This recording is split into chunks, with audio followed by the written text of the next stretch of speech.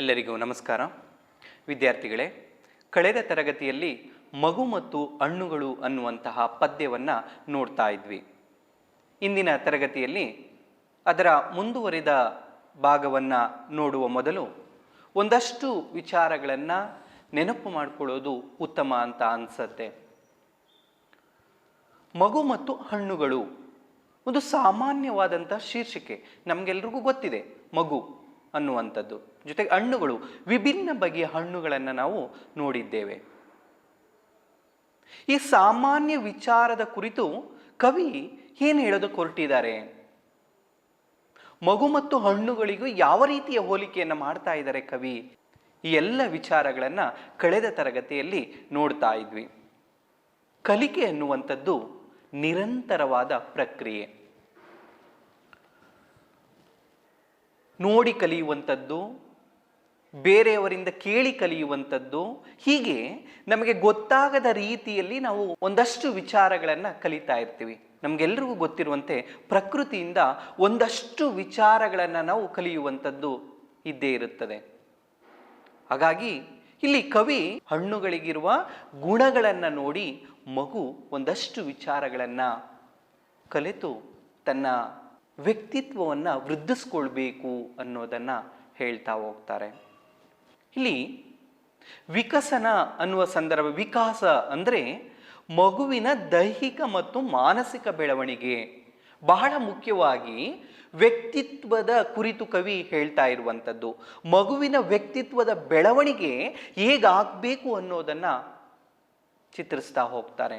ನೋಡಿ, ಇಲ್ಲಿ ಹೇಳ್ತಾರೆ, ಪ್ರಸ್ತುತ ಕವಿತೆಯಲ್ಲಿ ಬೇರೆ ಬೇರೆ ಹಣ್ಣುಗಳ ವಿಭಿನ್ನ ಬಗೆಯ ರುಚಿ, ಮಾಗುವಿಕೆ, ಲಭ್ಯತೆ ಹಾಗೂ ಅಪರೂಪತೆಗಳ ಗುಣಗಳನ್ನು ಮಗುವಿನ ವಿಕಸನದ ಗುಣಗಳಾಗಿ ಭಾವಿಸಲಾಗಿದೆ.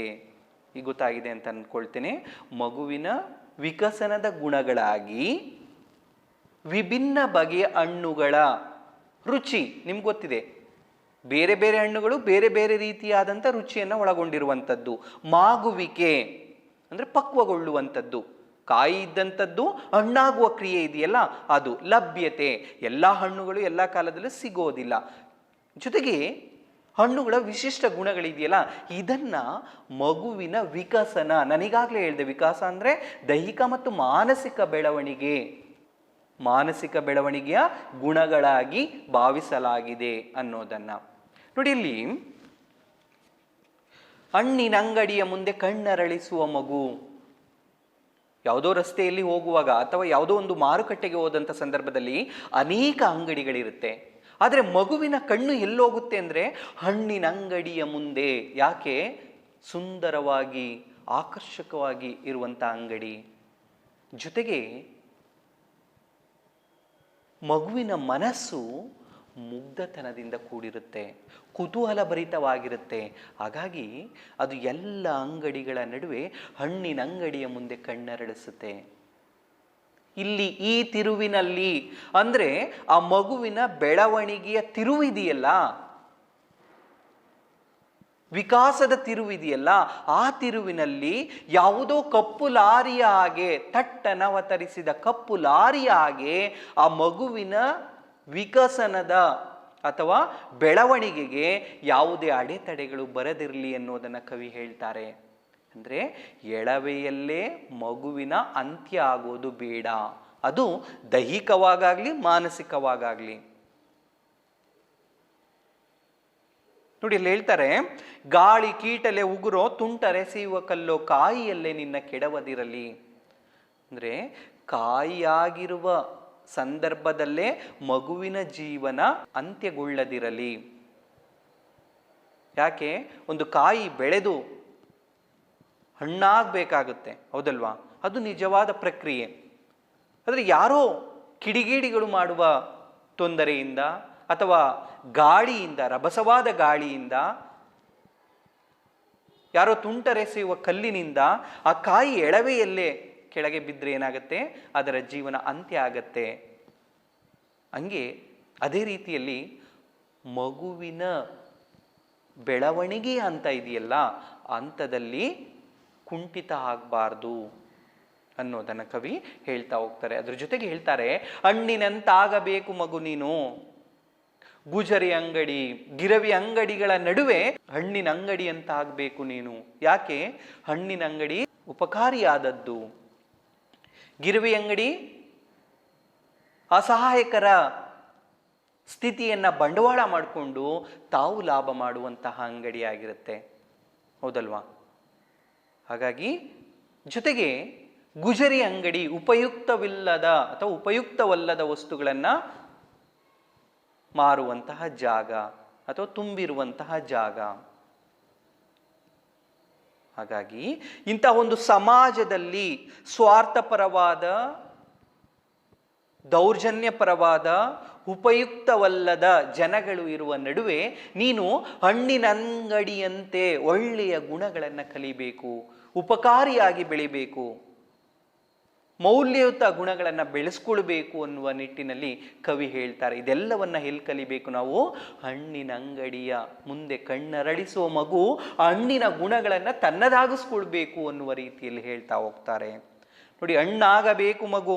ಯಾವ ರೀತಿಯಲ್ಲಿ ಹಣ್ಣಾಗೋದು ಅಂದರೆ ಪಕ್ವಗೊಳ್ಬೇಕು, ಮಾನಸಿಕವಾಗಿ ಪಕ್ವಗೊಳ್ಬೇಕು, ತನ್ನ ಮನಸ್ಸನ್ನು ಗಟ್ಟಿ ಮಾಡಿಕೊಳ್ಬೇಕು. ಯಾವ ರೀತಿಯಲ್ಲಿ? ಮೈಯೆಲ್ಲ ಮಾಗಿ ಹಣ್ಣಿನ ಸುಕ್ಕು ಬರುವವರೆಗೆ, ಅಂದರೆ ಪೂರ್ಣ ಪ್ರಮಾಣದ ಮಾಗುವಿಕೆ ಅನ್ನುವಂಥದ್ದು. ಅದಕ್ಕೊಂದು ಉದಾಹರಣೆಯನ್ನು ಕೊಡ್ತಾರೆ. ಪಕ್ವತನ ಬಿರಿದ ಬಾಳೆಹಣ್ಣಿದೆಯಲ್ಲ, ಅದರ ಹಾಗೆ ಕೊಂಚ ಬಾಗಬೇಕು. ಅಂದರೆ ಬಾಳೆಹಣ್ಣು ಪೂರ್ಣ ಪ್ರಮಾಣದಲ್ಲಿ ಪಕ್ವತೆಯನ್ನು ಗಳಿಸಿದ ಸಂದರ್ಭದಲ್ಲಿ ಸ್ವಲ್ಪ ಬಾಗುತ್ತೆ. ಮಗು, ನೀನು ಮಾನಸಿಕವಾಗಿ ಬೆಳೆದಂತೆ, ನಿನ್ನ ವ್ಯಕ್ತಿತ್ವವನ್ನು ಗಟ್ಟಿಗೊಳಿಸಿಕೊಂಡಂತೆ ನೀನು ಗುರು ಹಿರಿಯರಿಗೆ ಗೌರವವನ್ನು ಕೊಡಬೇಕು, ಸಮಾಜದಲ್ಲಿ ನೀನು ಬಾಗಿ ನಡೆಯಬೇಕು, ಗೌರವಯುತವಾಗಿ ನಡವಳಿಕೆ ಇರಬೇಕು ನಿನ್ನದು ಅನ್ನೋದನ್ನು ಹೇಳ್ತಾ ಹೋಗ್ತಾರೆ. ಮುಂದೆ ಹೇಳ್ತಾರೆ, ಕೊಬ್ಬಿದರೆ ಚಕೋತನೆಯ ಹಾಗೆ, ಕುಗ್ಗಿದರೆ ನಿಂಬೆ ಹಣ್ಣಿನ ಹಾಗೆ, ಹುಳಿಗಟ್ಟುವುದು ನಿನ್ನೊಳಗೆ. ಅಂದರೆ ಸುಖ ಬಂದಾಗ ಹಿಗ್ಬೇಡ, ದುಃಖ ಬಂದಾಗ ಕುಗ್ಬೇಡ, ಹುಳಿಗಟ್ಟುವುದು ನಿನ್ನೊಳಗೆ, ಅದು ನಿನ್ನ ವ್ಯಕ್ತಿತ್ವಕ್ಕೆ ಮಾರಕ ಆಗತ್ತೆ, ಹೌದಲ್ವಾ? ಈಗ ಯಾರಾದರೂ ಚಕೋತ ಹಣ್ಣು ಮತ್ತು ನಿಂಬೆಹಣ್ಣನ್ನು ಇಷ್ಟಪಡ್ತಾರಾ? ನಿಂಬೆಹಣ್ಣು ತಿನ್ನಕ್ಕಾಗತ್ತಾ? ಇಲ್ಲ. ಮತ್ತೆ ಇನ್ನೇನಾಗಬೇಕು ನೀನು? ನೋಡಿ, ಹೇಳ್ತಾರಲ್ಲಿ, ಸರಿಗಾತ್ರವಾಗಿ ಸಮನಿಸಲಿ ನಿನ್ನತನ. ನಿನ್ನ ತನ ಅನ್ನೋದಿದೆಯಲ್ಲ, ಅದು ಸರಿಗಾತ್ರವಾಗಿ ಸಮನಿಸಲಿ. ಸುಖ ಬಂದಾಗ ಹಿಗ್ಗದೆ, ದುಃಖ ಬಂದಾಗ ಕುಗ್ಗದೆ, ಎಲ್ಲವನ್ನ ಧೈರ್ಯದಿಂದ ಎದುರಿಸಬೇಕಾಗತ್ತೆ. ಸಮಾನವಾಗಿ ಜೀವನವನ್ನು ತಗೊಂಡು ಹೋಗ್ಬೇಕಾಗತ್ತೆ. ಯಾವ ರೀತಿಯಲ್ಲಿ? ಕಿತ್ತಲೆಯಾಗಿ, ಮೋಸಂಬಿಯಾಗಿ, ರಸಪೂರಿ ಮಾವಿನ ಹಣ್ಣಿನಂತೆ. ನೋಡಿ, ಗಾತ್ರದ ದೃಷ್ಟಿಯಲ್ಲಿ ತಗೊಂಡಾಗ ಕಿತ್ತಳೆ, ಮೋಸಂಬಿ, ಮಾವು ಮಧ್ಯಮ ಪ್ರಮಾಣದ ಗಾತ್ರವನ್ನು ಒಳಗೊಂಡಿರುತ್ತೆ. ಚಕೋತದಂತೆ ಅತಿ ದೊಡ್ಡ ಗಾತ್ರವೂ ಇಲ್ಲ, ನಿಂಬೆಹಣ್ಣಿನಂತೆ ಚಿಕ್ಕ ಗಾತ್ರವೂ ಇಲ್ಲ. ಇನ್ನು ರುಚಿಗೆ ಸಂಬಂಧಪಟ್ಟಂತೆ ಚಕೋತ ಮತ್ತು ನಿಂಬೆ ಬಹಳ ಹುಳಿಯಿಂದ ಕೂಡಿರುತ್ತೆ, ತಿನ್ನೋದಕ್ಕಾಗಲ್ಲ. ಕಿತ್ತಳೆ, ಮಾವು, ಮೋಸಂಬಿ ಕಾಯಿ ಇದ್ದಾಗ ಹುಳಿ ಇದ್ರೂ ಕೂಡ ಅದು ಪಕ್ವತನಗೊಂಡಂತೆ, ಮಾಗಿದಂತೆ ಏನಾಗುತ್ತೆ? ಸಿಹಿಯಾಗಿ ಪರಿವರ್ತನೆ ಆಗುತ್ತೆ. ಮಗು, ನೀನು ಅಷ್ಟೇ ನಿನ್ನ ಜೀವನದಲ್ಲಿ ನಿನ್ನ ವ್ಯಕ್ತಿತ್ವವನ್ನ ವೃದ್ಧಿಸಿಕೊಂಡಂತೆ ಕೈ ಎಲ್ಲ ಹೋಗಿ ಸಿಹಿ ಆಗಬೇಕು. ಅಂದರೆ ನಿನ್ನ ಬೇಡದ ವಿಚಾರಗಳನ್ನು ಬಿಟ್ಟು, ಕೆಟ್ಟ ವರ್ತನೆಗಳನ್ನು ಬಿಟ್ಟು, ಒಬ್ಬ ಒಳ್ಳೆಯ ಪ್ರಜೆಯಾಗಿ ನಿನ್ನ ವ್ಯಕ್ತಿತ್ವವನ್ನು ನೀನು ವೃದ್ಧಿಸ್ಕೊಳ್ಬೇಕು. ಯಾವ ರೀತಿಯಲ್ಲಿ? ಕಿತ್ತಲೆಯಾಗೆ, ಮೋಸಂಬಿಯಾಗೆ, ರಸಪೂರಿ ಮಾವಿನ ಹಣ್ಣಿನಂತೆ. ನೋಡಿ, ಮಾವಿನ ಹಣ್ಣು ಹಣ್ಣುಗಳ ರಾಜ ಅಂತಲೇ ಹೇಳ್ತೇವೆ. ಆ ಥರದ ಗುಣಗಳನ್ನು ಬೆಳೆಸ್ಕೊಳ್ಬೇಕು ಮಗು ನೀನು ಅನ್ನೋದನ್ನು ಹೇಳ್ತಾ ಇದ್ರು. ಇದಿಷ್ಟನ್ನು ನಾವು ಕಳೆದ ತರಗತಿಯಲ್ಲಿ ನೋಡಿದ್ವಿ. ಮುಂದುವರೆದಂತೆ, ಅಂಜೂರದಂತೆ ಅಪರೂಪವಾಗು ಜನರ ಕಣ್ಣಿಗೆ, ಕಂಡರೆ ಕಾಣು ಕಲ್ಲಂಗಡಿಯಾಗಿ, ಬೇಸಿಗೆ ಕಮರಿರುವ ಕಣ್ಣುಗಳಿಗೆ. ನೋಡಿ, ಕವಿ ಎಷ್ಟು ಚೆನ್ನಾಗಿ ಹೇಳ್ತಾ ಇದ್ದಾರೆ. ಅಂಜೂರದಂತೆ ಅಪರೂಪವಾಗು. ಈಗಾಗಲೇ ಹೇಳಿದೆ, ಎಲ್ಲ ಹಣ್ಣುಗಳು ಎಲ್ಲ ಕಾಲದಲ್ಲೂ ಸಿಗೋದಿಲ್ಲ, ಹೌದಲ್ವಾ? ಒಂದೊಂದು ಅವಧಿಗಳಲ್ಲಿ ಬೇರೆ ಬೇರೆ ರೀತಿಯ ಹಣ್ಣುಗಳನ್ನು ನಾವು ಕಾಣ್ತಾ ಹೋಗ್ತೇವೆ. ನೋಡಿ, ಅಂಜೂರದಂತೆ ಅಪರೂಪವಾಗು ಅಂದರೆ ಎಲ್ಲರಂತೆ ನೀನಾಗಬೇಡ, ನೀನೊಬ್ಬ ವಿಭಿನ್ನ ವ್ಯಕ್ತಿಯಾಗಿ ಬೆಳಿಬೇಕು. ಎಲ್ಲ ಕಾಲದಲ್ಲೂ ಒಂದು ಹಣ್ಣು ಸಿಗ್ತಾ ಇದೆ ಅಂದರೆ ಅದಕ್ಕೇನಾಗುತ್ತೆ, ಬೆಲೆ ಕಡಿಮೆ ಇರುತ್ತೆ, ಬೇಡಿಕೆ ಕಡಿಮೆ ಇರುತ್ತೆ. ಯಾವುದೋ ಒಂದು ಕಾಲದಲ್ಲಿ ಮಾತ್ರ ಸಿಗುತ್ತೆ ಅಂದರೆ ಆ ಕಾಲವನ್ನೇ ಕಾಯ್ದುಕೊಂಡು ನಾವು ಹಣ್ಣನ್ನು ತಗೊಂಡು ತಿಂತೇವೆ, ಹೌದಲ್ವಾ? ಹಾಗೆ ಎಲ್ಲರೂ ನಿನ್ನ ವಿಭಿನ್ನ ಗುಣವನ್ನು ಹುಡುಕುವಂತಾಗಬೇಕು ಅನ್ನೋದನ್ನು ಕವಿ ಹೇಳ್ತಾ ಇರುವಂಥದ್ದು. ಅಂಜೂರದಂತೆ ಅಪರೂಪವಾಗು, ಜನರ ಕಣ್ಣಿಗೆ ಕಂಡರೆ ಕಾಣು ಕಲ್ಲಂಗಡಿಯಾಗು. ಜನರ ಕಣ್ಣಿಗೆ ನೀನು ಅಂಜೂರದಂತೆ ಅಪರೂಪ ಆಗಬೇಕು ನೀನು ಅನ್ನೋದನ್ನು ಹೇಳ್ತಾ, ಕಂಡರೆ ಕಾಣು. ನೀನೆಲ್ರಿಗೂ ಕಾಣೋದಾದರೆ ಯಾವ ರೀತಿ ಕಾಣಬೇಕು? ಕಲ್ಲಂಗಡಿಯಾಗಿ, ಬೇಸಿಗೆ ಕಮರಿರುವ ಕಣ್ಣುಗಳಿಗೆ. ನೋಡಿ, ಬೇಸಿಗೆಯಲ್ಲಿ ಆ ಬಿಸಿಲಿನ ಬೇಗೆಯಲ್ಲಿ ಬಂದು ಆಯಾಸಗೊಂಡಂಥ ಸಂದರ್ಭದಲ್ಲಿ ನಮ್ಮ ಎದುರುಗಡೆ ಕಲ್ಲಂಗಡಿ ಹಣ್ಣನ್ನು ನೋಡಿದಂಥ ಸಂದರ್ಭದಲ್ಲಿ ನಮಗೇನನ್ಸುತ್ತೆ? ತಿನ್ನಬೇಕು ಅಂತ ಅನಿಸುತ್ತೆ, ಮನಸ್ಸಿಗೆ ಮುದ ನೀಡುತ್ತೆ. ಆ ಬಿಸಿಲಿನ ಬೇಗೆಯಿಂದ ಬೆಂದಿರ್ತೇವೆ, ಆ ಕಲ್ಲಂಗಡಿ ಹಣ್ಣನ್ನು ತಿಂದಾಗ ಮನಸ್ಸಿಗೆ ಸಮಾಧಾನ ಆಗುತ್ತೆ. ಅದೇ ರೀತಿಯಲ್ಲಿ ಕವಿ ಹೇಳ್ತಾ ಇದ್ದಾರೆ, ನೀನು ಆದರೆ ಕಲ್ಲಂಗಡಿ ಅಂತ ಆಗಬೇಕು. ಯಾರಿಗೆ? ಬೇಸಿಗೆ ಕಮರಿರುವ ಕಣ್ಣುಗಳಿಗೆ. ಅಂದರೆ ಸಮಾಜದಲ್ಲಿ ನೊಂದ ಬೆಂದ ಜನಗಳಿಗೆ ನೀನು ಕಲ್ಲಂಗಡಿಯಂತೆ ನೀನು ಸಮಾಧಾನವನ್ನು ನೀಡಬೇಕು, ಸಾಂತ್ವನವನ್ನು ಹೇಳುವಂತಹ ವ್ಯಕ್ತಿ ಆಗಬೇಕು ನೀನು. ಯಾಕೆ? ನೊಂದಿರುವ ಅಥವಾ ಕಷ್ಟದಿಂದ ಕೂಡಿರುವ ಜನಗಳಿಗೆ ಸಮಾಧಾನದ ಮಾತುಗಳೇ ಅವರಿಗೆ ಹಿತ ಅಂತ ಅನಿಸುತ್ತೆ, ಅವರ ಜೀವನವನ್ನು ಬದಲಾಯಿಸುತ್ತೆ, ಅವರ ಮನಸ್ಸನ್ನು ಗಟ್ಟಿಗೊಳಿಸುತ್ತೆ. ಹೇಗೆ ಬಿಸಿಲಿನ ಬೇಗೆಯಲ್ಲಿ ಬೆಂದ ವ್ಯಕ್ತಿಗೆ ಆ ಕಲ್ಲಂಗಡಿಯ ಹಣ್ಣು ದೇಹಕ್ಕೆ ತಂಪನ್ನು ನೀಡುತ್ತೋ, ಅದೇ ರೀತಿಯಲ್ಲಿ ಸಮಾಜದಲ್ಲಿ ನೊಂದ ಜನಗಳಿಗೆ ನೀನು ಹಿತವನ್ನು ನೀಡುವಂತಹ ವ್ಯಕ್ತಿ ಆಗಬೇಕು, ಸಾಂತ್ವನವನ್ನು ಹೇಳುವಂಥ ವ್ಯಕ್ತಿ ಆಗಬೇಕು, ಅವರ ಮನಸ್ಸನ್ನು ನೆಮ್ಮದಿಗೊಳಿಸುವಂತಹ ವ್ಯಕ್ತಿ ಆಗಬೇಕು ನೀನು ಅನ್ನೋದನ್ನು ಹೇಳ್ತಾ ಇರುವಂಥದ್ದು. ನೋಡಿ, ಮುಂದೆ ಹೇಳ್ತಾರೆ, ದಳ ದಳ ಕೊಯ್ದು ಅರಳಿಸಿದ ದಾಳಿಂಬೆಯೊಳಗೆ ಥಳ ಥಳ ಕೆಂಡ ಬಣ್ಣ ಮಣಿ ಮಣಿ ಹನಿ ಹನಿ ತನಿರಸದ ಕನಿಯಾಗು. ನೋಡಿ, ದಳ ದಳ ಕೊಯ್ದು ಅರಳಿಸಿದ ದಾಳಿಂಬೆಯೊಳಗೆ, ನಿಮ್ಗೆ ಗೊತ್ತಿದೆ, ರಸ್ತೆ ಅಂಚಿನಲ್ಲಿ ಹೋಗುವಂಥ ಸಂದರ್ಭದಲ್ಲಿ ಹಣ್ಣುಗಳನ್ನು ಮಾರ್ತಾ ಇರ್ತಾರೆ. ಆ ದಾಳಿಂಬೆಯನ್ನು ಕತ್ತರಿಸಿ ಇಟ್ಟಿರ್ತಾರೆ. ಯಾಕೆ? ಆ ಹಣ್ಣನ್ನು ನೋಡಿ ಆಕರ್ಷಣೆ ಉಂಟಾಗಿ ಅದನ್ನು ತೆಗೆದುಕೊಳ್ಳೋಕೆ ಬರಲಿ ಎನ್ನುವ ಕಾರಣಕ್ಕೆ. ಅದು ನೋಡ್ತಾ ಇದ್ರೆ ತಿನ್ನಬೇಕು ಅಂತ ಅನಿಸುತ್ತೆ, ತೆಗೆದುಕೊಳ್ಳೋದಕ್ಕೆ ಹೋಗ್ತೇವೆ ನಾವು, ಹೌದಲ್ವಾ? ನೋಡಿ, ಅಲ್ಲಿ ಹೇಳ್ತಾರೆ, ದಳ ದಳ ಕೊಯ್ದು ಅರಳಿಸಿದ ದಾಳಿಂಬೆಯೊಳಗೆ ಥಳ ಥಳ ಕೆಂಡ ಬಣ್ಣ ಮಣಿ ಮಣಿ. ಯಾವ ರೀತಿ ಇರುತ್ತೆ ಆ ದಾಳಿಂಬೆಯೊಳಗಿನ ಕಾಳುಗಳು? ಬೆಂಕಿಯ ಕೆಂಡದ ರೀತಿಯಲ್ಲಿ ಕಾಣಿಸ್ತಾ ಇರುತ್ತೆ, ಅಂದರೆ ಆಕರ್ಷಣೆಯನ್ನು ಉಂಟು ಮಾಡ್ತಾ ಇರುತ್ತೆ. ಮಣಿ ಮಣಿ, ನಿಮಗೆಲ್ಲ ಗೊತ್ತಿದೆ ಮಣಿಗಳು, ಆ ಮಣಿ ಮಣಿ ರೀತಿಯಲ್ಲಿ ಆ ಕಾಳುಗಳಿರುತ್ತೆ. ಆ ಕಾಳುಗಳು ಸುಮ್ಮನೆ ಇರೋದಿಲ್ಲ. ಆ ಕಾಳುಗಳ ವಿಶಿಷ್ಟತೆ ಏನು ಅಂದರೆ ಹನಿ ಹನಿ ತನಿರಸ ತುಂಬಿಕೊಂಡಿರುತ್ತೆ ಕಾಳಿನ ಒಳಗೆ. ಮೇಲ್ಗಡೆ ಸ್ವಲ್ಪ ಗಟ್ಟಿಯಾಗಿರುತ್ತೆ, ಅದನ್ನು ಇಚುಕಿದಂಥ ಸಂದರ್ಭದಲ್ಲಿ ಆ ಕಾಳಿನ ಒಳಗೆ ರಸ ತುಂಬಿಕೊಂಡಿರುತ್ತೆ. ನೋಡಿ, ಅದನ್ನೇ ಕವಿ ಹೇಳ್ತಿದ್ದಾನೆ, ತನಿರಸದ ಕನಿಯಾಗು, ತನಿರಸದ ಕನಿಯಾಗು. ರಸದಿಂದ ತುಂಬಿಕೊಂಡಿರುವಂತಹ ಆ ಹಣ್ಣಿನ ಕಾಳಿದೆಯಲ್ಲ, ಅದೇ ರೀತಿಯಲ್ಲಿ ನೀನು ನಿನ್ನ ವ್ಯಕ್ತಿತ್ವದಲ್ಲಿ ಒಳ್ಳೆಯ ವಿಚಾರಗಳನ್ನು ತುಂಬಿಕೊಂಡಿರುವಂತಹ ವ್ಯಕ್ತಿ ಆಗಬೇಕು. ಬೇರೆಯವರಿಗೆ ಹಿತವನ್ನು ನೀಡುವಂತಹ ಮನಸ್ಥಿತಿಯನ್ನು ನೀನು ಹೊಂದಿರಬೇಕು. ನೋಡಿ, ಎಷ್ಟು ಹೋಲಿಕೆಯನ್ನು ಕೊಡ್ತಾ ಇದ್ದಾರೆ. ಹನಿ ಹನಿ ತನಿರಸದ ಕನಿಯಾಗು. ಆ ದಾಳಿಂಬೆಯ ಕಾಳನ್ನು ಇಚುಕಿದ ಸಂದರ್ಭದಲ್ಲಿ ಹನಿ ಹನಿಯಾಗಿ ಕೆಂಪಿನ ರಸ ಬರ್ತಾ ಇರುತ್ತೆ.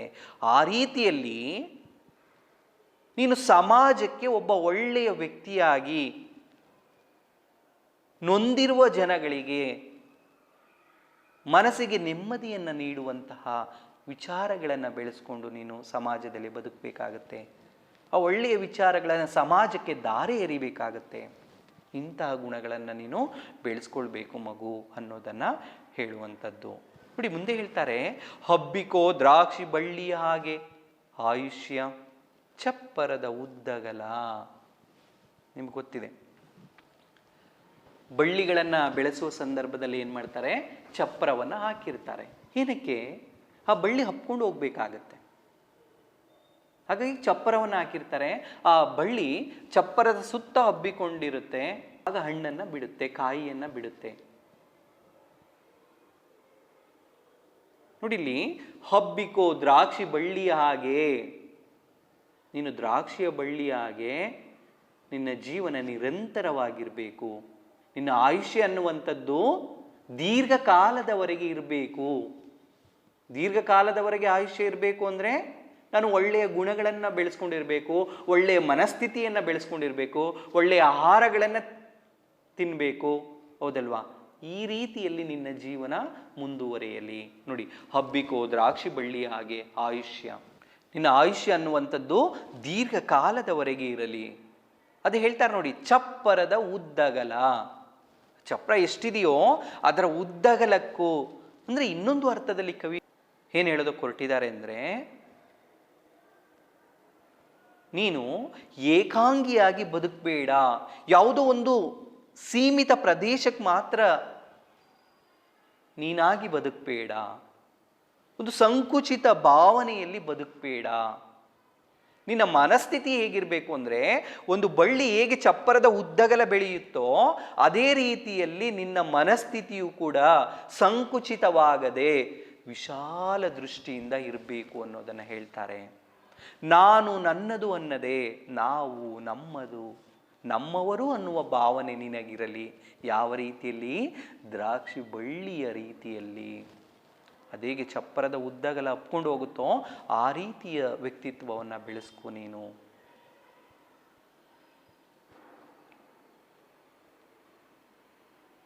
ನೋಡಿ, ಎರಡು ರೀತಿಯಲ್ಲಿ ಅರ್ಥೈಸ್ಕೊಳ್ಬೋದು ಇಲ್ಲಿ. ಒಂದು ಆಯುಷ್ಯದ ವಿಚಾರವ ಬಂದಂಥ ಸಂದರ್ಭ, ಮತ್ತೊಂದು ತನ್ನ ಮನಸ್ಥಿತಿಯ ವಿಚಾರ. ನೋಡಿ, ತಬ್ಬಿಕೋ ಬಿಡಬೇಡ. ನಿಮ್ಗೆ ಗೊತ್ತಿದೆ, ಚಪ್ಪರಕ್ಕೆ ಬಳ್ಳಿಗಳು ಹಬ್ಬುವಾಗಿ ಏನು ಮಾಡುತ್ತೆ, ಆ ಬಳ್ಳಿ ಹಬ್ಕೊಂಡು ಹೋಗ್ತಾ ಇದ್ದಾಗೆ ಅದರ ಸುತ್ತ ದಾರದ ರೀತಿಯಲ್ಲಿ ಸುತ್ಕೊಂಡು ಹಬ್ಕೊಂಡು ಹೋಗ್ತಾ ಇರುತ್ತೆ, ಹೌದಲ್ವಾ? ಇಲ್ಲಾಂದ್ರೆ ಏನಾಗುತ್ತೆ, ಆ ದಾರದ ರೀತಿ ಅದು ಸುತ್ಕೊಂಡು ಹಬ್ಲಿಲ್ಲ ಅಂದರೆ ಯಾವುದೋ ಗಾಳಿಗೋ ಯಾವುದೋ ಮಳೆಗೋ ಅದೇನಾಗುತ್ತೆ, ಬಿದ್ದೋಗುತ್ತೆ ಕೆಳಗಡೆ ಬಳ್ಳಿ, ಹೌದಲ್ವಾ? ತಬ್ಬಿಕೋ ಬಿಡಬೇಡ. ಚಪ್ಪರದ ಉದ್ದಗಲ ಹಬ್ಕೊಂಡು ಅದು ತಪ್ಕೊಂಡು ಮುಂದೆ ಮುಂದೆ ಬೆಳ್ಕೊಂಡು ಹೋಗ್ತಾ ಇರುತ್ತೆ. ಮಗು, ನೀನು ಅಷ್ಟೇ ಸಮಾಜದಲ್ಲಿ ವಿಭಿನ್ನ ಬಗೆಯ ಜನಗಳಿದ್ದಾರೆ. ಆ ವಿಭಿನ್ನ ಬಗೆಯ ಜನಗಳ ಚಿಂತನೆಯಲ್ಲಿ ನೀನು ಕುಗ್ಗೋಗ್ಬೇಡ. ನಿನ್ನ ನಿರ್ಧಾರಗಳು ಗಟ್ಟಿಯಾಗಿ ನಿನ್ನ ಜೀವನ ಮುಂದುವರಿಯಲಿ. ನೋಡಿ, ತಬ್ಬಿಕೋ ಬಿಡಬೇಡ. ಇನ್ನೊಂದು ದೃಷ್ಟಿಯಲ್ಲಿ ಎಲ್ಲ ಜನಗಳನ್ನ ಅಥವಾ ಎಲ್ಲ ಜನಗಳ ಮನಸ್ಥಿತಿಯನ್ನು ಅರ್ಥೈಸಿಕೊಂಡು ನೀನು ಜೀವನವನ್ನು ನಡೆಸಬೇಕಾಗುತ್ತೆ. ಏಕಾಂಗಿಯ ಜೀವನ ಬೇಡ. ಎಲ್ಲರೊಡನೆ ಒಂದಾಗಿ ವಿಭಿನ್ನ ವ್ಯಕ್ತಿತ್ವವನ್ನು ಬೆಳೆಸ್ಕೊಂಡು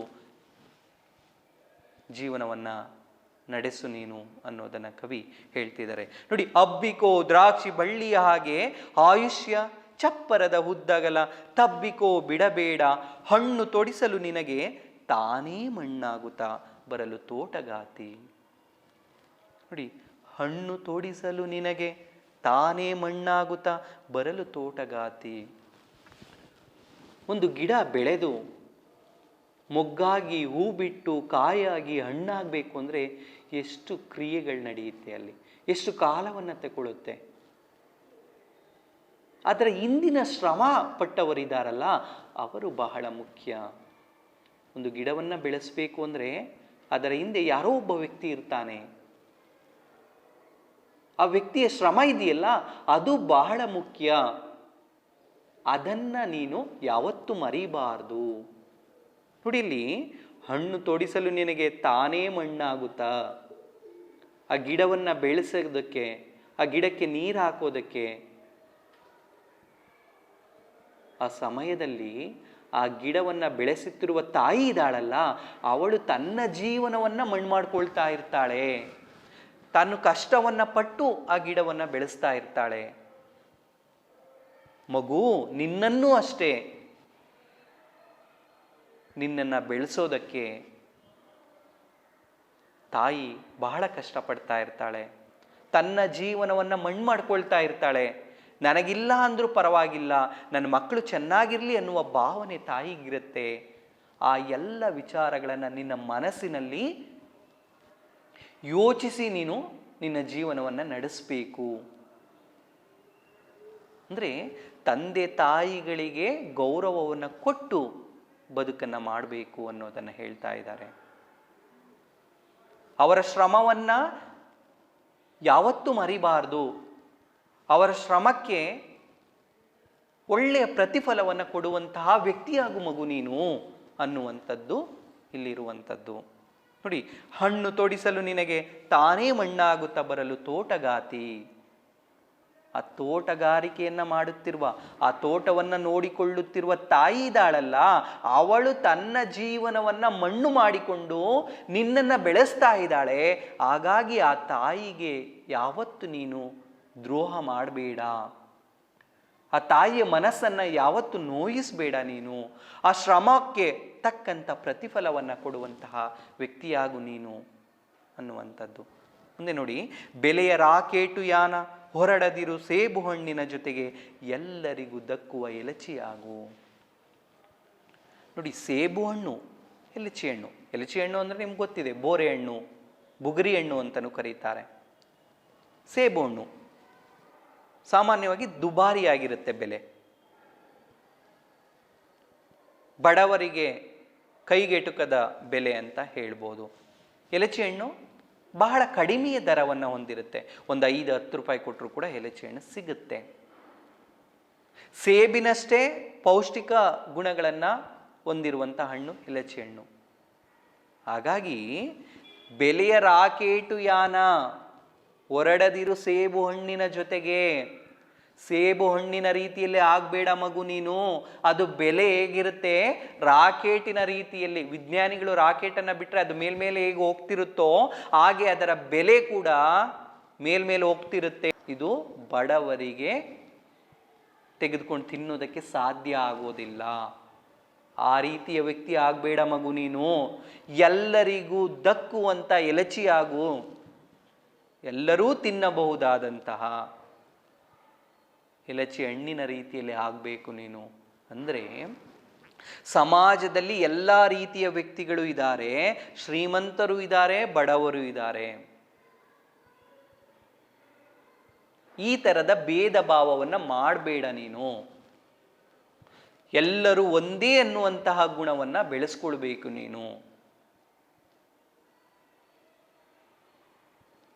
ಇದು ಬಹಳ ಮುಖ್ಯ. ಯಾಕೆ, ಇವತ್ತಿನ ವ್ಯವಸ್ಥೆಯಲ್ಲಿ ಏನಾಗ್ತಾ ಇದೆ,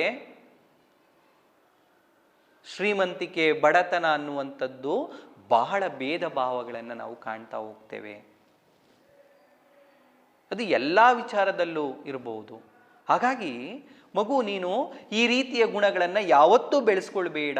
ಇದು ನಿನ್ನ ವ್ಯಕ್ತಿತ್ವಕ್ಕೆ ಮಾರಕ ಆಗುತ್ತೆ. ನಿನ್ನ ವ್ಯಕ್ತಿತ್ವ ಗಟ್ಟಿಗೊಳ್ಳೋದಕ್ಕೆ ಸಾಧ್ಯ ಆಗೋದಿಲ್ಲ.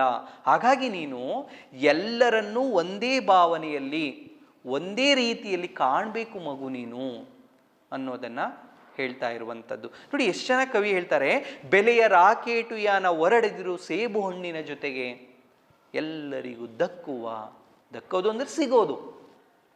ಎಲ್ಲರಿಗೂ ಸಿಗುವಂತಹ ಎಲಚಿ ಹಣ್ಣಿನ ರೀತಿಯಲ್ಲಿ ನಿನ್ನ ಗುಣಗಳನ್ನು ಬೆಳೆಸ್ಕೊಳ್ಬೇಕು ಅನ್ನೋದನ್ನು ಕವಿ ಹೇಳ್ತಾ ಇರುವಂಥದ್ದು. ನೋಡಿ, ಇಷ್ಟೊತ್ತು ಇಡೀ ಪದ್ಯದಲ್ಲಿ ಮಗುವಿಗೆ ಹೇಳುವ ರೀತಿಯಲ್ಲಿ ಕವಿ ಬರೆದಿರುವಂಥದ್ದು. ಹಾಗಾದರೆ ಈ ವಿಚಾರಗಳು ಕೇವಲ ಮಗುವಿಗೆ ಮಾತ್ರ ಸಂಬಂಧಪಟ್ಟದ್ದಾ? ಇಲ್ಲ, ಮಗುವನ್ನು ಪ್ರಾತಿನಿಧಿಕವಾಗಿ ತಗೊಂಡಿದ್ದಾರೆ. ಸಮಾಜದಲ್ಲಿರುವ ಪ್ರತಿಯೊಬ್ಬ ವ್ಯಕ್ತಿಯೂ ಕೂಡ ಇಂತಹ ಗುಣಗಳನ್ನು ಬೆಳೆಸ್ಕೊಳ್ಬೇಕು. ಆಗ ಆ ವ್ಯಕ್ತಿಯ ವ್ಯಕ್ತಿತ್ವ ಗಟ್ಟಿಯಾಗತ್ತೆ, ಪ್ರೌಢ ಆಗತ್ತೆ,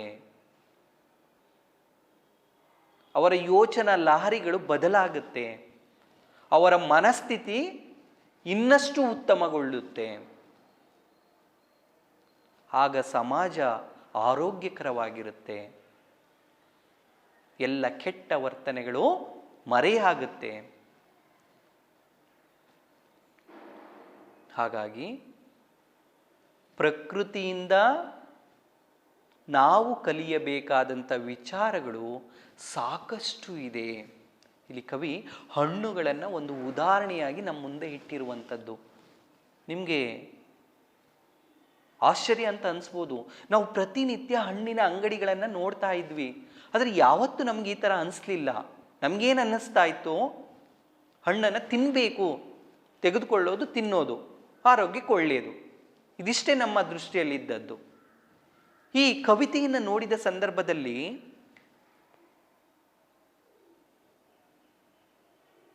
ಭೂಮಿಯ ಮೇಲಿರುವಂತಹ ಅಥವಾ ಈ ಪ್ರಪಂಚದಲ್ಲಿರುವ ಪ್ರತಿಯೊಂದು ಸಣ್ಣ ಪುಟ್ಟ ವಸ್ತುಗಳಿಂದಲೂ ಕೂಡ ನಾವು ಕಲಿಯುವಂಥದ್ದು ಸಾಕಷ್ಟು ಇರುತ್ತೆ, ಹೌದಲ್ವಾ? ಹಾಗಾಗಿ ಪ್ರತಿಯೊಂದು ವಸ್ತುವಿಗೂ ಕೂಡ ಅದರದೇ ಆದ ಮಹತ್ವ ಇರುತ್ತೆ. ಆ ಮಹತ್ವಗಳನ್ನು ತಿಳಿದುಕೊಂಡು ನಾವು ನಮ್ಮ ಜೀವನಕ್ಕೆ ಅಳವಡಿಸ್ಕೊಳ್ಬೇಕು. ಆಗ ನಮ್ಮ ವ್ಯಕ್ತಿತ್ವ ವೃದ್ಧಿ ಆಗತ್ತೆ ಅನ್ನುವಂಥದ್ದು. ಎಲ್ಲರಿಗೂ ಅರ್ಥ ಆಗಿದೆ ಅಂತ ಅಂದ್ಕೊಳ್ತೇನೆ. ಮಕ್ಕಳೇ, ಬಹಳ ಮುಖ್ಯವಾಗಿ ಗಮನಿಸಬೇಕಾಗಿರೋದು ನೀವು ಮನೋವೈಜ್ಞಾನಿಕ ಹಿನ್ನೆಲೆಯಲ್ಲಿ ನಾನು ಹೇಳ್ತಾ ಬಂದಿದ್ದೇನೆ ಅಷ್ಟೊತ್ತಿಂದ. ದೈಹಿಕ ಮತ್ತು ಮಾನಸಿಕ. ದೈಹಿಕವಾಗಿ ಬೆಳವಣಿಗೆ ಸಾಧಿಸೋದು ಬೇರೆ, ಮಾನಸಿಕವಾಗಿ ಬೆಳವಣಿಗೆಯನ್ನು ಸಾಧಿಸೋದು ಬೇರೆ. ಈ ಎರಡನ್ನೂ ಒಟ್ಟಾರೆಯಾಗಿ ಸಾಧಿಸೋದು ಬೇರೆ. ಅಂದರೆ ದೈಹಿಕ ಬೆಳವಣಿಗೆಯೂ ಆಗಬೇಕು, ಮಾನಸಿಕ ಬೆಳವಣಿಗೆಯೂ ಆಗಬೇಕು. ಆಗ ಆ ವ್ಯಕ್ತಿ ಪರಿಪೂರ್ಣ ವ್ಯಕ್ತಿಯಾಗಿ ಇರೋದಕ್ಕೆ ಸಾಧ್ಯ ಆಗತ್ತೆ. ದೈಹಿಕ ಬೆಳವಣಿಗೆಯಾಗಿ ಮಾನಸಿಕ ಬೆಳವಣಿಗೆ ಆಗಲಿಲ್ಲ ಅಂದರೆ ಆ ವ್ಯಕ್ತಿ ಪರಿಪೂರ್ಣನಾಗೋದಕ್ಕೆ ಸಾಧ್ಯ ಆಗೋದಿಲ್ಲ. ಸಮಾಜದಲ್ಲಿ ಒಬ್ಬ ಒಳ್ಳೆಯ ವ್ಯಕ್ತಿಯಾಗಿ ಇರೋದಕ್ಕೆ ಸಾಧ್ಯ ಆಗೋದಿಲ್ಲ. ಹಾಗಾಗಿ ವಿಕಸನ ಅಥವಾ ವಿಕಾಸ ಅನ್ನುವಂಥದ್ದು ಬಹಳ ಮುಖ್ಯ. ವೃದ್ಧಿ, ತನ್ನ ವ್ಯಕ್ತಿತ್ವವನ್ನು ವೃದ್ಧಿಸ್ಕೊಳ್ಬೇಕು. ಆಗ ಅವನು ಒಬ್ಬ ಒಳ್ಳೆಯ ವ್ಯಕ್ತಿಯಾಗಿ ಸಮಾಜದಲ್ಲಿ ಬದುಕೋದಕ್ಕೆ ಸಾಧ್ಯ ಆಗತ್ತೆ. ಇನ್ನು ಈ ಪದ್ಯದ ಪ್ರಶ್ನೋತ್ತರ ಭಾಗವನ್ನು ನೋಡೋದಾದರೆ, ಸಂದರ್ಭ ಸೂಚಿಸಿ ವಿವರಿಸಿ ಅಥವಾ ಸಂದರ್ಭ ಸಹಿತ ವಿವರಿಸಿ ಅಂತ ಕೊಡ್ತಾರೆ. ನೋಡಿ, ಕಾಯಿಯಲ್ಲೇ ನಿನ್ನ ಕೆಡವದಿರಲಿ.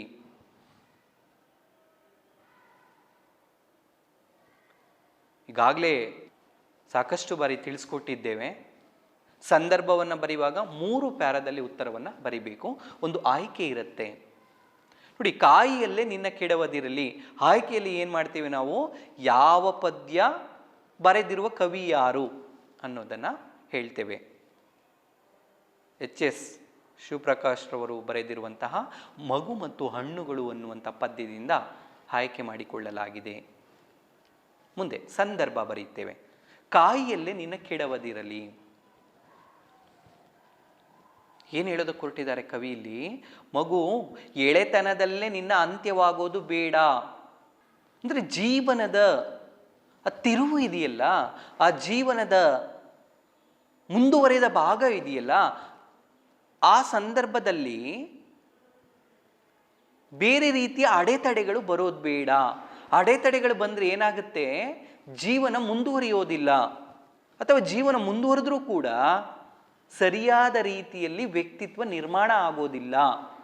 ಹಾಗಾಗಿ ಕಾಯಿಯಲ್ಲೇ ನಿನ್ನ ಕೆಡವದಿರಲಿ, ಸಮಾಜದಲ್ಲಿರುವಂತಹ ದುಷ್ಟ ವ್ಯಕ್ತಿಗಳಿಂದ ನಿನ್ನ ವ್ಯಕ್ತಿತ್ವಕ್ಕೆ ಧಕ್ಕೆಯಾಗದಿರಲಿ ಅನ್ನುವ ರೀತಿಯಲ್ಲಿ ಕವಿ ಹೇಳ್ತಾ ಇರುವಂಥದ್ದು. ಹಣ್ಣಿನಂಗಡಿಯಾಗು ನೀನು. ಆಯ್ಕೆ ಎಲ್ರಿಗೂ ಗೊತ್ತಿದೆ ನಿಮಗೆ.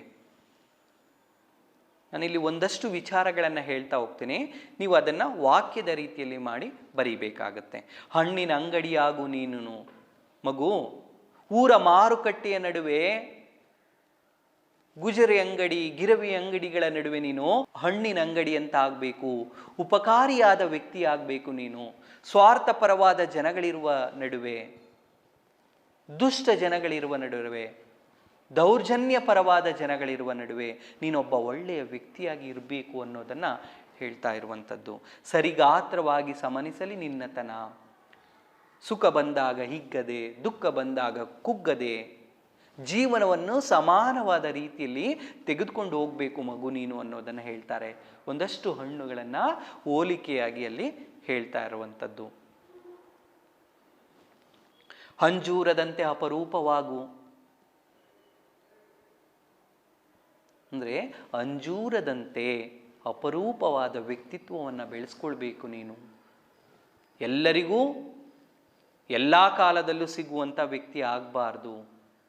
ಅಂದರೆ ಬೇರೆಯವರಿಗಿಂತ ಭಿನ್ನತೆ ಇರಬೇಕು ನಿನ್ನಲ್ಲಿ ಅನ್ನೋದನ್ನು ನಾವು ಗುರುತಿಸ್ಬೋದು. ಎಲ್ಲರಿಗೂ ದಕ್ಕುವ ಎಲಚಿ ಆಗು. ಸಮಾಜದಲ್ಲಿ ನಾನಾ ಬಗೆಯ ವ್ಯಕ್ತಿಗಳಿದ್ದಾರೆ, ನಾನಾ ಚಿಂತನೆಯ ವ್ಯಕ್ತಿಗಳಿದ್ದಾರೆ, ನಾನಾ ಮನಸ್ಥಿತಿಯ ವ್ಯಕ್ತಿಗಳಿದ್ದಾರೆ. ಹಾಗಾಗಿ ಎಲ್ಲ ವ್ಯಕ್ತಿಗಳಿಗೂ ಬೇಕಾಗುವಂತಹ ವ್ಯಕ್ತಿಯಾಗಿ ನೀನು ನಿರ್ಮಾಣಗೊಳ್ಳಬೇಕು. ಯಾವುದೇ ಭೇದ ಭಾವ ಬೇಡ. ಸೇಬು ಹಣ್ಣಿನ ರೀತಿಯಲ್ಲಿ ದುಬಾರಿ ಆಗಬೇಡ, ಅದು ಕೇವಲ ಶ್ರೀಮಂತರಿಗೆ ಮಾತ್ರ ಸೀಮಿತ. ಎಲಚಿ ಹಣ್ಣಿನಂತೆ ನೀನು ಎಲ್ಲರಿಗೂ ದಕ್ಕುವ ವ್ಯಕ್ತಿಯಾಗು ನೀನು. ಯಾವುದೇ ಭೇದ ಭಾವ ಬೇಡ ಅನ್ನೋದನ್ನು ನಾವಿಲ್ಲಿ ಗುರುತಿಸ್ಬೋದು. ನೋಡಿ, ಒಂದು ವಾಕ್ಯದ ಪ್ರಶ್ನೆಗಳು. ಮಗು ಕಣ್ಣನ್ನು ಎಲ್ಲಿ ಅರಳಿಸುತ್ತದೆ? ಮಗು ಕಣ್ಣನ್ನು ಹಣ್ಣಿನಂಗಡಿಯ ಮುಂದೆ ಅರಳಿಸುತ್ತದೆ. ಒಂದು ವಾಕ್ಯದ ಪ್ರಶ್ನೆಗಳಿಗೆ ಉತ್ತರ ಬರೆಯುವಾಗ ಒಂದು ವಾಕ್ಯದಲ್ಲೇ ಉತ್ತರವನ್ನು ಬರೀಬೇಕು. ಯಾವತ್ತು ಪದದಲ್ಲಿ ಉತ್ತರವನ್ನು ಬರೀಬಾರದು. ತಿರುವಿನಲ್ಲಿ ಅವತರಿಸುವ ವಾಹನ ಯಾವುದು? ತಿರುವಿನಲ್ಲಿ ಅವತರಿಸುವ ವಾಹನ ಕಪ್ಪು ಲಾರಿ. ಮಗು ಯಾವುದರ ಹಾಗೆ ಬಾಗಬೇಕು? ಪಕ್ವತನ ಬಿರಿದ ಬಾಳೆಹಣ್ಣಿದೆಯಲ್ಲ ಹಾಗೆ. ಯಾವ ಹಣ್ಣಿನಂತೆ ಮಗು ಕೊಬ್ಬಬಾರದು? ಚಕೋತ ಹಣ್ಣಿನಂತೆ ಮಗು ಕೊಬ್ಬಬಾರದು. ಅನ್ಯರ ಕಣ್ಣಿಗೆ ಯಾವ ಹಣ್ಣಿನಂತೆ ಮಗು ಅಪರೂಪವಾಗಬೇಕು? ಅಂಜೂರ ಹಣ್ಣಿನಂತೆ ಅಪರೂಪವಾಗಬೇಕು. ಆಯುಷ್ಯದ ಚಪ್ಪರಕ್ಕೆ ಮಗು ಹೇಗೆ ಹಬ್ಬಿಕೊಳ್ಳಬೇಕು? ದ್ರಾಕ್ಷಿ ಬಳ್ಳಿಯ ಹಾಗೆ. ಬೆಲೆಯ ರಾಕೆಟು ಯಾನದಲ್ಲಿ ಹೊರಟ ಹಣ್ಣು ಯಾವುದು? ಸೇಬು ಹಣ್ಣು. ಎಲ್ಲರಿಗೂ ದಕ್ಕುವ ಹಣ್ಣು ಎಲಚಿ ಹಣ್ಣು. ಇನ್ನು 2-3 ವಾಕ್ಯದ ಪ್ರಶ್ನೆಗಳನ್ನು ನೋಡೋದಾದರೆ, ಮಗು ಬದುಕಿನಲ್ಲಿ ಯಾವ ಯಾವ ತೊಂದರೆಗಳಿಗೆ ಒಳಗಾಗಬಾರದು? ಮಗು ಬದುಕಿನಲ್ಲಿ ಯಾವ ಯಾವ ತೊಂದರೆಗಳಿಗೆ ಒಳಗಾಗಬಾರದು? ನೋಡಿ, ಮಗುವಿನ ಜೀವನದ ತಿರುವಿನಲ್ಲಿ ಅನೇಕ ಅಡೆತಡೆಗಳು ಎದುರಾಗುತ್ತೆ. ಅಡೆತಡೆಗಳು ಬರಬಾರ್ದು ಮಗುವಿನ ಜೀವನದಲ್ಲಿ. ನೋಡಿ, ಕಪ್ಪು ಲಾರಿಯಾಗಿ ಗಾಳಿ ಕೀಟಲೆ ಉಗುರು ತುಂಟರೆಸೆಯುವ ಕಲ್ಲೋ ಕಾಯಿಯಲ್ಲೇ ನಿನ್ನ ಕೆಡವದಿರಲಿ. ತುಂಟರೆಸೆಯುವ ಕಲ್ಲೋ, ಗಾಳಿಯೋ. ಯಾಕೆ? ಗಾಳಿ ರಭಸವಾಗಿ ಬಂದರೆ ಏನಾಗುತ್ತೆ? ಕಾಯಿ ಬಿದ್ದೋಗುತ್ತೆ, ಅದರ ಬೆಳವಣಿಗೆ ನಿಂತೋಗುತ್ತೆ. ಹಾಗಾಗಿ ಇಂತಹ ಅಡೆತಡೆಗಳು ಮಗುವಿಗೆ ಬರದಿರಲಿ ಅನ್ನೋದನ್ನು ಕವಿ ಹೇಳ್ತಾ ಇರುವಂಥದ್ದು. ಮಗು ಹಣ್ಣಿನಂಗಡಿಯಂತಾಗಬೇಕಾದದ್ದು ಎಲ್ಲಿ? ಗಿರವಿ ಗುಜರಿ ಅಂಗಡಿಗಳ ಧೂಳು ತುಂಬಿದ ನಡುವೆ ಊರ ಮಾರುಕಟ್ಟೆ ಇದೆಯಲ್ಲ, ಅಲ್ಲಿ ಹಣ್ಣಿನ ಅಂಗಡಿಯಂತಾಗಬೇಕು. ಮಗುವಿನಲ್ಲಿ ಸಮನಿಸಬೇಕಾದ ಗುಣಗಳು ಯಾವುದು? ಮಗುವಿನಲ್ಲಿ ಸಮಾನವಾಗಿ ಇರಬೇಕಾದಂಥ ಗುಣಗಳು ಯಾವುದು? ಸರಿಗಾತ್ರವಾಗಿ ಸಮನಿಸಲಿ ನಿನ್ನತನ, ಕಿತ್ತಲೆಯ ಹಾಗೆ ಮೋಸಂಬಿಯ ಹಾಗೆ ರಸಪೂರಿ ಮಾವಿನ ಹಣ್ಣಿನಂತೆ. ಅಂದರೆ ಸುಖ ಬಂದಾಗ ಹಿಗ್ಗದೆ, ದುಃಖ ಬಂದಾಗ ಕುಗ್ಗದೆ, ನಿನ್ನ ಮನಸ್ಥಿತಿ ಸಮಾನವಾಗಿ ಇರಬೇಕು ಅನ್ನೋದನ್ನು ಹೇಳ್ತಾ ಇರುವಂಥದ್ದು. ಅರಳಿಸಿದ ದಾಳಿಂಬೆ ಯಾವ ರೀತಿ ಕಾಣುತ್ತದೆ ನೋಡಿಲಿ. ದಳ ದಳ ಕೊಯ್ದು ಅರಳಿಸಿದ ದಾಳಿಂಬೆಯೊಳಗೆ ತಳ ತಳ ಕೆಂಡ ಬಣ್ಣ ಮಣಿಮಣಿ ಹನಿ ಹನಿ ತನಿರಸದ ಕನಿಯ ರೀತಿಯಲ್ಲಿ ಕಾಣುತ್ತದೆ. ಇನ್ನು 5-6 ವಾಕ್ಯದ ಪ್ರಶ್ನೆಗಳನ್ನು ನೋಡೋದಾದರೆ, ಮಗು ಹಣ್ಣುಗಳಿಂದ ಕಲಿಯಬೇಕಾದ ಗುಣಗಳು ಯಾವುವು ವಿವರಿಸಿ. ಇಡೀ ಪದ್ಯದಲ್ಲಿ ಅದೇ ವಿಚಾರವನ್ನು ಕವಿ ಮಾತಾಡ್ತಾ ಹೋಗಿದ್ದಾರೆ. ಯಾವ ಹಣ್ಣುಗಳಿಂದ ಯಾವ ಗುಣವನ್ನು ಕಲಿಬೇಕು ಮಗು? ಅಂಜೂರದಂತೆ ಏನಾಗಬೇಕು? ಅಪರೂಪವಾಗಬೇಕು.